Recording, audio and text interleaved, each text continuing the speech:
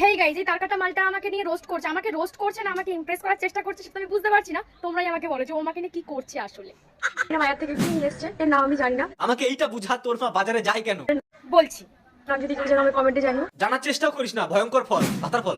ও ভাতার ফল, তার মানে তোর মাও বাড়িতেই ভাতার ফল আনে, তোরা সবাই খাস, তাই তুই নামটা জানতে পেরেছিস যে ওটা নাকি ভাতার ফল। কিন্তু আমি সত্যিই বলছি, আমরা তো খাই না, তাই আমি ওই ফলটার নাম সত্যিই জানি না যে ওটাকে ভাতার ফল বলে। খাঁটি মধুটা নিয়ে এসেছে। আর ওটা মধু না রে, মাথা জয়। ও এটা মাসাজ অয়েল, তুই কি করে জানলি? তার মানে তুইও মাসাজ করিস, তাই তো? ঠিক বলেছি, করিস। হ্যাঁ ভালো, করা ভালো, ভবিষ্যতে কাজে দেবে। কালো জাদু করিনি। কালা জাদু করো দেখিস, আমি আবার রোস্ট করলাম বলে আমাকে আবার কালো জাদু করিস না। আমার ঝাটের বাল দরকার, যেটা তুই পাবি না। ও তোকে কালো জাদু করতে গেলে নিশ্চয়ই তোর ঝাঁটের ওই যেটা বললি ওটা না আমার প্রয়োজন নেই। তোকে কালো জাদু করার জন্য আমার এই দুটো না কাফি।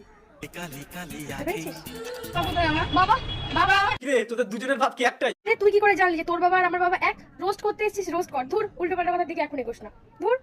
চলে এসেছে আমার দাদুর ভিক্টোরিয়া, আর টিকিট কাউন্টারটা হচ্ছে আমার বাবা। আচ্ছা তুই আমাকে একটা জিনিস বুঝা, তোর বাবা কোথায় কোথায় টিকিট কাউন্টার খুলে রেখেছে? আমাদের বাবা কোথায় কোথায় টিকিট কাউন্টার খুলে রেখেছে সেটা তো আমার থেকে ভালো তুই জানিস, তাই না?